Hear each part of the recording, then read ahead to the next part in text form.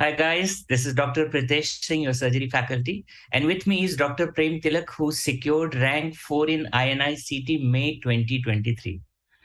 Prem, congratulations for this wonderful and amazing rank.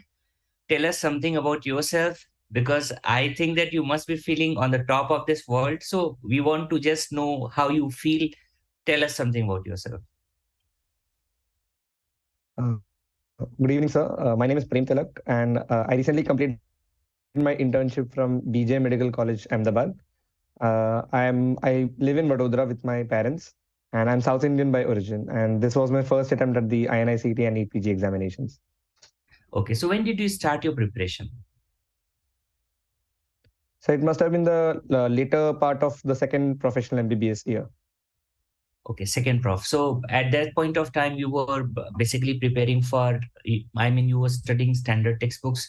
And when did you started the preparation from PrepLatter?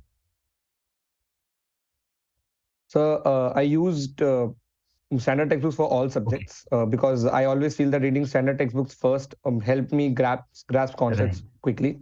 And then I started my core prep from the third year, Okay, where I used revision to consolidate what I had already learned from my right, textbooks. And I also started giving GTs as early as possible right, because I feel that as many GTs you give makes you more prepared because giving GTs not just tests your knowledge, but it is also an art which you need to develop because some things you need to know only by giving GTs, what the examiner wants from you. So even if you know the knowledge, if you have not entered the arena, you will not know how to tackle that. So I used to give mock tests as many as I could. And I okay. also, there are little tidbits every day. Small steps can lead to a great destination. So I used the question of the day and the quiz of the day app on the PrepLadder app as well. Right, right, right. So actually, it's the application of knowledge, by attempting the GT and Correct. by solving lots of questions. Okay. So how many hours you were putting into the preparation since very beginning? Per day, how many hours So you were this putting into the preparation? So there's a question many people have asked me, but which I do not have a core answer to because I'm not a very studious guy.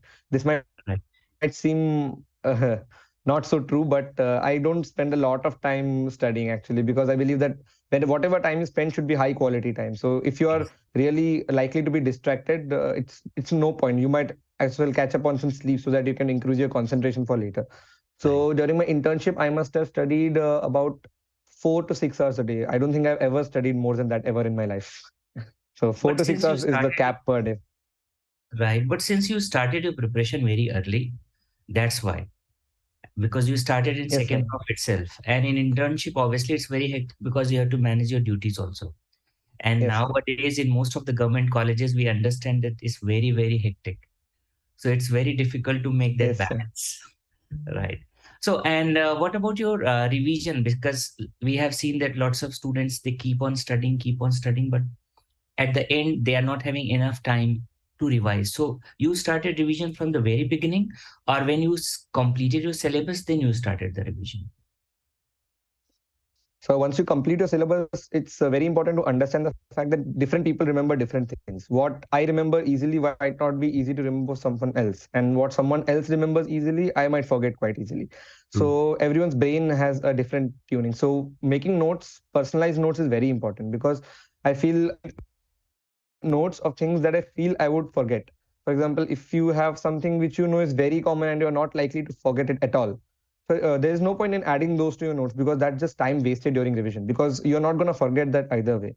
So you can the first after my first after I had completed my reading for the first time, I used to screen out things which I felt I would forget or which were difficult to remember. For example, there are certain scores in surgery, Southampton scores, asepsis, wound scoring. Scoring systems are really difficult, so you need to revise them periodically because there are some things which have don't have that much of a conceptual base Right. and require periodic revision. So if you revise those selectively, you will save up on a lot of time because for the first time when you read something, it's the concept that's important.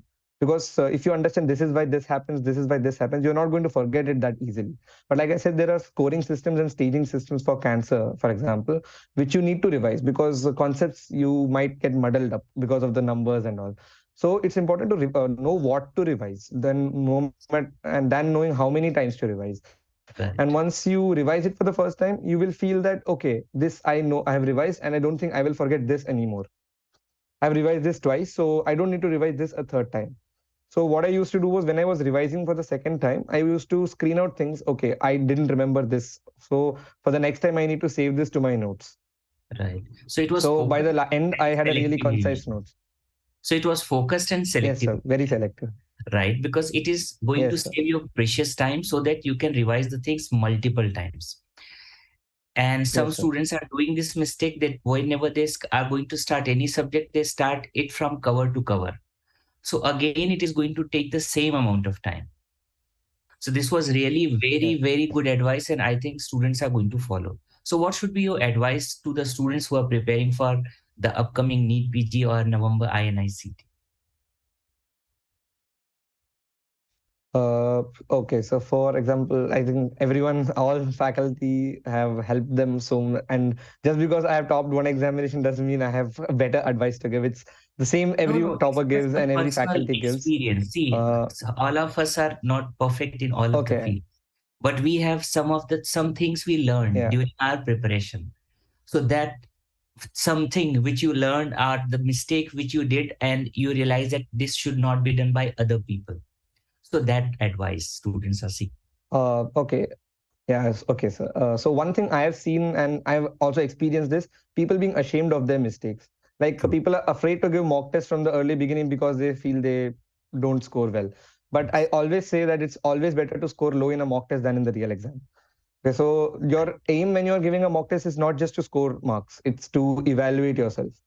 So for the same reason, whenever you are attempting the question bank of a subject, people revise that subject and then give the question bank so that they will have a higher.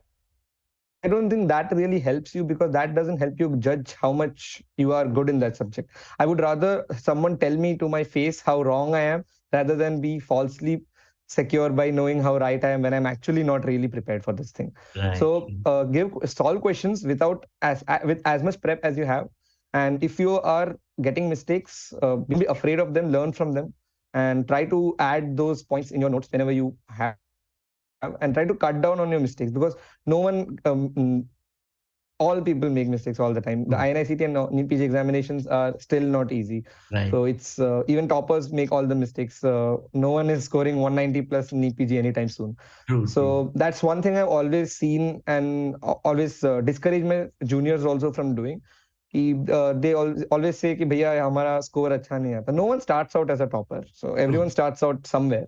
So it's important to improve on your mistakes, but don't be disheartened by them is one important advice I would give them. Right. So you want to say that the GT helps in your evaluation, preparation, and Yes, sir. upgrading. Clear. Yes, So sir. that's really big advice for the students because lots of students are disheartened by their score. And whenever they are just going for 1 or 2 GTs, after that, they are not going for GTs at all. So this is really a big piece of advice.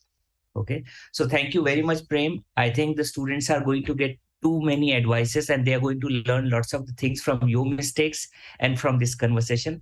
Congratulations once again to you as well as your family.